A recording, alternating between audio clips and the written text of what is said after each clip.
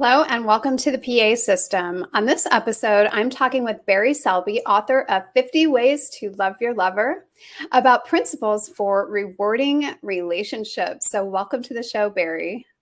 Thank you for having me, Pamela. I'm glad to be here. Yeah, it's so great to have you on the show. I've been really excited about this show because there's so much that I want to talk to you about. And I'm going to try to keep myself to just as few topics as possible and have you back again sometime. So, Okay. For those who are listening though that may not know who you are, just tell us a little bit about you and how you came to find your mission, just helping people learn to have loving relationships. Well, let's just say that, let me say this way first. I didn't go through traumatic experiences in my relationships in the past. That's the good news, at least. Yes. But I did go through educational experiences in the past. So I came from a family that wasn't divorced, broken up. In fact, some people look at my parents and my family dynamic and go, you had such a great family dynamic. And it's like, well, it was to a degree. My parents were together till my mum passed away after almost 60 years together. Wow. But the patterns were definitely imprinted early on. So a couple of things to share along the way, just in terms of my journey. I learned, and I've learned several times over, how we as human beings tend to repeat patterns we learn as kids in our adult relationships, even though we don't actually think we do when we're kids, because we just take it in. And I did that myself. One example of that, just for illustration, is my early dating life in my teens and 20s would always be fairly short-lived, and it would always end with an argument. And so every time I went with a girl or the woman, depending on how old I was at the time, there would be one off initial honeymoon phase, so to speak, and great connection. And then something would happen and there'd be an argument or an upset, and I would quit. Actually, to be truthful, I would push them away so they would quit. Let's just be transparent. Yeah. But what was going on now, looking in hindsight, which is a wonderful gift, is that I grew up in a family where my parents never argued. Now, it sounds wonderful, but it actually was, I would say, less emotionally expressive than other people's families, put it that way. Yeah. My dad was very held back emotionally, stoic English Jewish man, so that's the way he was, and that's what he embodied to me, which made my life challenging as well. But what happened was I had wired up that in a relationship that's loving, there are no arguments. And so when I was in a relationship where there was a discord or upset or anything else, as soon as there's an argument, I go, there's no love. So subconsciously, unconsciously, I quit. And I didn't understand there was such a thing as make-up sex or anything beyond that. I was like, that line, Gosh darn it. So that was part of the pattern I learned looking back. In terms of why I do what I do, I've been in the personal development field for many, many years, and I still messed up my relationships. So it wasn't making me better at it. Well, it was making me better, but not really great at it. And so my relationships did end for different reasons. And then I would say three relationships in a row ended the same way or went through the same paradigm. And of course, the lesson I've learned over the years is that all those relationships, anything that happens in them is common, is up to me, not to them, because they're different people. I'm the one that's the same. Yeah. That's teaching right there, by the way. Yeah. So in 2006, after my last bad breakup, and she gratefully and unfortunately told me the truth, which put me back on my heels and put me on a different path. And so with all this work I'd done, I know I'd always been, since I was a school kid, like the shoulder girls cried on. So I always had that space inside of me, but it was never a business. It was just what I did. Yeah. In 2006, after that breakup, it's just the end of 2006, I was like, okay, fine. Like, God, give me a sign. I gave up fighting. It's like, God, show me, what am I messing up? It's like, talk to the big guy. Let's get some guidance. Right. Well, a couple months later, I bumped into this beautiful woman walking into my spiritual center where I go. And she was glowing as far as I could tell. Like, there's a neon sign overhead, talk to this woman. And I wasn't very comfortable talking to good-looking women at that point by any means. But I had to go up to her. I knew I could not avoid this. I had to go out and talk to this woman and say, what is it? Where have you been? What have you been up to? And I said something like that to her. And she burst out laughing. We started talking. And she introduced me to this retreat she just come back from, which I then went to myself, which explored the conversation about masculine and feminine polarity. And I have, to that point, had no idea what that was. I didn't realize it more on the feminine side of the fence without realizing it for many years. I've been the nice guy in relationships and stuff like that. And one of woman broke up with me back in 2006, she wanted a guy like like her grandfather was, who was like a cowboy. I really like. Mm, She wanted a macho man, which I was yeah. averse to being. Understanding what masculinity was a transformational experience for me. And at the end of that first retreat, because during that process, we're about half women, half men, 50 men, 50 women, give or take. We'd go in different rooms and practice those practices, women being more feminine, men being more masculine. At the end of the weekend, when we finally came together the last time, instead of sitting in the room together, we actually faced each other across the hallway, across the length of the ballroom. It was the most pivotal moment in my life, because at that moment I discovered, one, how much power there was to be in my masculinity that was really gentle, heart-based, centered, and powerful, standing shoulder to shoulder with my male partners, my brothers in that room. Right. And across the room from me, or across the space, were all these women, how to say this nicely, oozing the sexuality in a very feminine way. They were just being so flowing, vivacious, feminine, exciting, that even though I was standing solidly on my feet, internally I was on my knees in worship. Wow. I knew at that moment my life was dedicated to serving the feminine for the rest of my life. That was clear Wow. as the day was, because it just was a pivotal moment for me. Yeah. So since that point, what I got clear about, and it was kind of the launch of my work back in 2007, 2008, is really how to inspire and serve women to have healthy relationships, because I always felt women were not being respected. Now, fast forward to last year, I'm in a sales program right now, learning how to be better at my marketing and everything else, just to be transparent on that.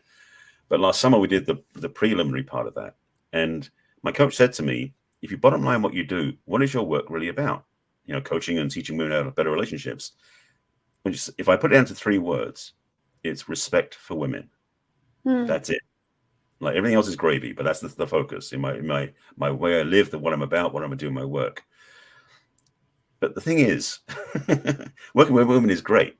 The problem is, half the conversation, half the population who doesn't know this. Right. So what's shifting for me, and this is very present, very current right now for me, is I've been coaching women for the last 10, 11, 12 years, having healthy relationships, but I haven't talked to the men about it. So this year, I've been changing all my branding and my marketing to say it's co-ed right now, but I'm also going to specialize in helping men who like me, had closed hearts, who weren't doing the work emotionally, weren't healing their wounds, so they can be better partners to these women. Yeah. So that's that's my coming out party, so to speak. Love that. Oh, it's so good. And this is exactly why I wanted to have this conversation with you, because you know, we've sort of come into this place as a society where we're like this, you know, online dating, fast paced, like, you know, Tinder and Tosser, you know, I mean, it's just this craziness that we've come into, right, over the last like 10 years or so in the dating world. And so I think there's, you know, I think it really is. There's a lot of course, I talk to more single women, obviously, because I'm a single woman, you know, and there's like this sense that like women are giving up, you know, it's like, oh, I've just been through so much. I just don't know if I even want to put myself back out there at all again. And I think to some degree, there's probably some of that, you know, on men's side too. And then we see like there's more and more people staying single. And it just seems like there's been a lot of changes over the last several years. So I'm curious just to know, you know, as these things change in our society, how do some of these principles that you talk about in your book really come into play when we're trying to figure out, you know, how do I even start to approach this thing? How do I even start to find someone when I've been through it all, you know, and I'm at this place now where I'm like, I don't even know what to do. Well, a couple of things on that. First of all, yes, we have been since the iPhone came out, 2007. That's when things started shifting, because apps started happening, and then not long after that, dating apps started happening. So 2010, 2011. So it's not been that long. Yeah. The challenge is that dating apps, to be blunt, are designed for men. Yes. Because innately we are sort of the hunter type. We're always seeking things out. That's kind of the way we function. And so a dating app is target practice, to be blunt. So we're swiping and looking, go like, you know, is this the one? Is this the one? Is this the one? And it works to a degree, but for women, it doesn't. Because the thing is, for women, I would suggest, for most women, They need to feel into if this man is trustworthy, if he's safe, if he respects her, all those things, which you cannot tell through a screen. Yes. So you go spend time with somebody to get to know them. And the problem is that most men won't cross that line to get to know somebody because they're just swiping on pictures. Yeah. Sorry to say. So there's a mismatch in that thing. So hopefully the dating arena will evolve beyond that at some point, some way. I'm not sure how yet. So there's one piece. Yeah. The second part is, and I actually, I've had arguments with some of my peers on this conversation, because this thing about the first date has always been an interesting thing I've thought because it put a lot of pressure on both parties when you go on a first date. Right. You know, you got to choose the right restaurant, choose the right food, especially nowadays when people have different food preferences. It's like you ask somebody out and you're hoping that what the restaurant serves matches them because you didn't ask them what they wanted. That thing. Right. The second piece is there's unfortunately a sense of owing that comes up, because if the man is taking a woman out and go to a fancy restaurant, whatever that is, he's starting to unconsciously probably create a sense of he feels owed, which is what makes some of these dates so messy. Because women don't know, women aren't being respected that way. Again, back to respect for women. It's one of those challenges. So I've said strongly many times that if you're going to meet somebody first time, because especially for women, you've got to feel into this man. How does he feel to you? Meet somewhere like a coffee date. And people hate that term, but it's like meet somebody. What I mean is informally, meeting them somewhere relaxed, daytime. It could be ice cream, could be go walk in the park, somewhere public, daytime, so you can see each other clearly, not nighttime. You can't really like that's really, it's like, it doesn't make sense. Right. Time somebody so that you can experience them. How do they treat the wait staff?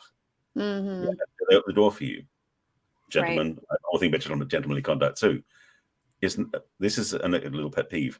Women get upset when sometimes we open the door for them, thinking that somehow we think they're helpless. Never. When a man opens the door for a woman, I hope to think he's doing it out of respect and honoring.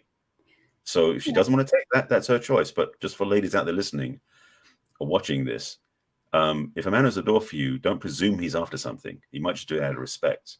Now, he may not be doing it that way, but just aim for the high ground, so to speak. Right. So, I agree. Thank you. And I think for most women, like that's a gesture of kindness. I mean, I think that most women appreciate that. And yes, maybe there are some women that feel like, I can open my own door, and and that's one of those things that you might have to feel out right on the first date. Like you may just have to figure it out, and that's okay. Yeah, and that's the thing. It's really it's the dance before the dance in a way. Like get to know each other, like see where each other stands. Because the other part also about the dating apps is that because those pictures, 90% of the dating apps don't have video; they're just stills. So until you meet the person, you've no idea what they look like when they're animated. And most people, when they're animated, look totally different than they do from their still shots. It's actually, if you notice that, you'll get, oh, okay. And I've seen this many times. I live in Los Angeles, and there are some gorgeous women around. And same as other places too, but LA especially has that tendency because actresses, models, stuff like that. However, a lot of these models or these actors, or I should say these women who are gorgeous when they freeze frame, when they move, they lose that quality. It's really interesting to watch, and men do it too. But I say women because I watch women because I'm single and straight. Is the reality is that a lot of times what women have done so much is to fix themselves into a pose to look a certain way. They don't live that way. Yeah. So as much as men have room to grow, so do women in the dating and relationship field. And to reference the book, all the relationships I start with always starts with ourselves. And so when we stop trying to impress other people, we start taking care of ourselves first and really caring about the person we are, we tend to become more attractive naturally rather than forcing it by looking a certain way or wearing a certain outfit or posing a certain way, Yeah, I think that's a great point. And so with that, I also feel that women are more inclined to do some of that inner work. So going into the dating realm, it can be challenging, right? Because you've got the men who are kind of happy to hunt, frankly, to some degree. And then it's easier, definitely. And less intimidating too, I think. There's less expectation. You can have a date or two and then move on to the next person, where women obviously are typically looking for more connection. Yes. And so, 3 dates in, they're thinking, okay, we probably have something going here. And then they get ghosted, or 3 weeks. And then they're like, oh, we're almost in a relationship. And then they find out, no, I'm not looking for a relationship, kind of thing. So you've Right. got these like two different approaches anyway. But then, women typically will have done a little bit more of that work versus men who I think maybe it takes them a little bit longer in life to get to the point of being ready to do that. And so how do we navigate some of those things? How, as women, do we then come into a relationship and kind of discover, sooner rather than later, if this is someone who's really going to be serious about, trying to connect and have a relationship versus not?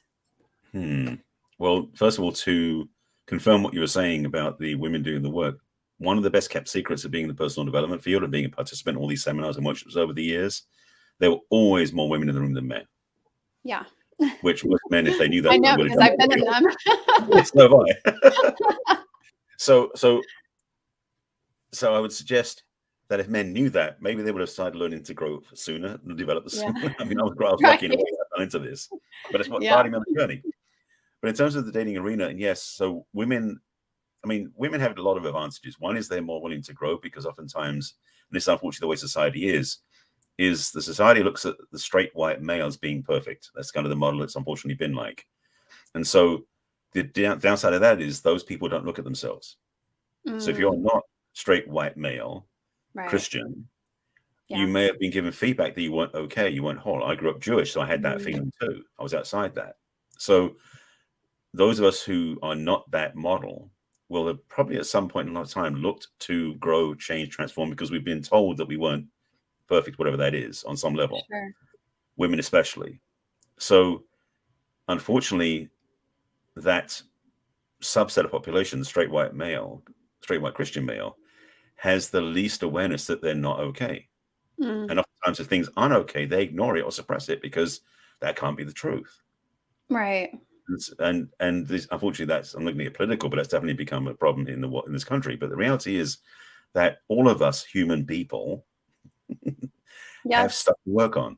Yes. Like if you're on the planet, there's stuff to work on because you've had stuff happen in your life. That's right. Very different. Very, very few people, if any, go through life without anything happening to them. Right. But the question is, though, what do you do about it? How do you deal with it? Do you bury it and suppress it? Not recommended. Or do you complain about it all the time? Also not recommended. Right. Or do you do things, work with a coach, go to a seminar, read a book, do things that transform your experience of yourself, so those things become stepping stones, so to speak, versus stumbling blocks. That was pretty good. But the idea, because that's the thing, is that relationships are, unfortunately for some people and unfortunately for others, a great place to learn how to be a better person. It is about putting your feet up and coasting. That's the other thing about relationships. I have a different viewpoint than some people. So for women, they probably approach relationships differently than men do, because women generally look at relationships as being a chance to grow, ideally, not to change their partner, but to grow themselves. And for a lot of men, because again, target acquisition, they're looking to attract a partner and it's like, now I've got them, what do I do? One key, by the way, this is about relationship building. Because men are wired, and this is something I learned from Alison Armstrong, who's one of my favorite teachers. We are sequential beings, so to speak. We go for one target, the next target, the next target, like the goals after goals after goals. So getting the girl is one of those goals, so to speak. Right. Now we got her. Now what do we do? Right. So if you're in a relationship with a man and you really want to build together and he's not aware of this yet, if you can guide him to think, okay, what's the next target? What's the next goal? And if for relationship building, it can be maybe it's to go out for 3 months solid, or maybe it's to maybe you've gone beyond that point to get a house together, or to get married, or to have a kid. Those are all goals along the path that a man can focus on to keep himself motivated. Because the challenge is, and this is the other thing too, on the other end of the spectrum, when men retire, a lot of men don't make it very long after they retire because they don't have any drive anymore. So for relationships, especially, not to keep a man like pushing a man, but he needs to be inspired by something that keeps him going. So relationship is alive for him. Interesting. So couples, that's a key piece of developing. So, but dating initially, getting back to your original question, sorry, I went all over the place there. That's okay. for dating, for women, I would strongly suggest you want to be less attached early, because that's unfortunate what women do. They get hooked in. Right. To be more, I'm going to say impersonal, but to be more willing to observe and notice. Because the other thing also is men, we're simpler. We telegraph things easily. So ladies, when you're being present and noticing what's going on, you'll sense already what the guy's feeling before he does even. Right. So be present, be aware. Don't assume things about him, because he may not be aware of those things either. Sure. And I'm telling secrets here. Yeah, no, I think that's a great point because, obviously women tend to be more intuitive. So they are picking up on things, early on. Oh, yeah. And sometimes, yeah. And I think sometimes that is sort of part of the curse in a way, right? Yep. Like there is a little bit of you've got to control that and use it in the right way. But I also think that, the premise that you have, and I want people to get the book, so I don't want to talk too much about what you go into and there's so much goodness in there. But really the premise is that you're coming into a relationship genuine, in your intentions. And I think that even this piece of it is a little bit tricky because it is hard to know if someone else is really genuine, early on in a situation. And so I love that you say, for women, maybe just be more objective for a little bit longer. And don't necessarily be, planning your wedding because, you've been on 5 dates in a month. Yeah. And men do it too, to a degree, but women are much more likely to fall into that. So I'm going to say wishful thinking, that's not accurate, but that idealization of the relationship. Yeah. Yeah. So be an idealist and a realist at the same time, be open to the possibility, but also go, is this really going to work? Because unfortunately, a lot of women, I think, get more heartbroken than men because one, they open their hearts quicker than men do. We tend to hold ourselves close to our chest. And especially when sex happens, we know that women generally bond more through sex than men do. Right. So all these things can be distracting, not so much distracting, but can be hypnotic in a way. Yeah. For women to really be present to themselves before they cross those lines, they can ideally be more consciously choosing the relationship rather than avoiding it and not get heartbroken so easily. I love that. And I think that really comes back to what you were saying earlier about having that relationship with yourself and doing the work with yourself. So if you have had bad relationships in the past, and I think this goes for men and for women, if you're really looking for a genuinely good relationship, but you've had bad experiences in the past, there's just some work that has to be done. Right. Yeah. And I know for me personally, that was kind of a long process. I mean, I didn't get into it as soon as I should have, and then when I finally did get into it, it took a while because by then I had been through how many more bad experiences that, I kind of had to unravel. And so, I mean, I think that's an important point for people to really understand is that if you are really looking to get back into a relationship at some point, but you've been through a bad one, that it's worth it to take the time and invest in yourself and go through whatever you need to go through to get to the point of being that person, not only for, the other person, because they deserve to be in a relationship with someone who's done the work and is whole and is coming into it from a healthy place, but also for yourself so that you can experience and have what you want to have in that relationship. Yeah, totally. You said it beautifully. That's the thing. And it is the challenge, unfortunately, that those people who've been through workshops, seminars, coaches, therapists, whatever it's been, unfortunately, just still the minority in the population. So don't despair. Right. Because you don't want, the thing, I'll say it this way. Sometimes people say, well, there's not, there's no good men out there or something like that for the women, or vice versa for the men saying no good women out there. The thing is that you're not trying to date the whole population, just to be silly about it. You're only looking for one person. So you're the one you want to be with. And I'm not going to talk about soulmates, that's a whole other conversation for another time. Yeah. But finding one that is compatible with you, who's done their work to match you. I mean, I've been single now since that breakup, 2006. So 16, 17 years I've been single because I know, one, what my work is about in the world, which for men is important. First thing is purpose before relationship. That's a key. That's one of David Data's teachings that I love as well. But secondly, I'm clear because of the work I've done that I can't date just anybody. Right. I'm not saying they've got to be special, but she's going to have to done her work that's not the same as mine, but complementary. So when we're together, there's a level of compatibility, understanding, and ability to communicate on a level that works for both of us. Sure. Right. Because that's the reason why I coach clients. I'm not going to date them because they're not on the same level, just reality. Yeah. And I'm curious too. I mean, do you see that education plays a role, or even, and I know it sounds maybe a little silly, but even, income disparity. Do you find that these things play a role in whether relationships work out as well as they could or not? Well, there are exceptions to the rule, so I'll say that up front.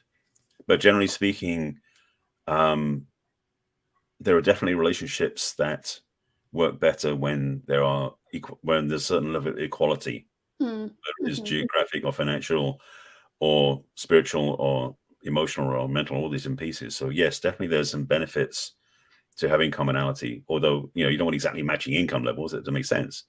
But there are also relationships that work where one person's got a whole different money situation than the other person is, as long as because the thing about this is, in relationships, oftentimes money is power. Right. And when it's used that way, that's negatively affecting the relationship. But sometimes money is an additive because it becomes a lubricant for the relationship.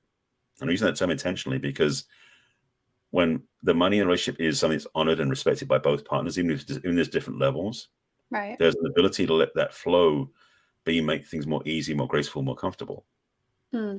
So I'm not saying there's no hard and fast rule about what should be, but I would say personal growth, especially if I can see, using a bad metaphor, but if I can see the sky is blue and the person I'm with can't see the sky, right, doesn't make sense. It doesn't work very well, So that personal growth and personal development and spirituality too. I've been on spiritual path for 30 years, more than 35 years.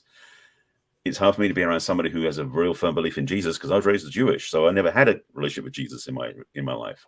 So somebody's dedicated to that path.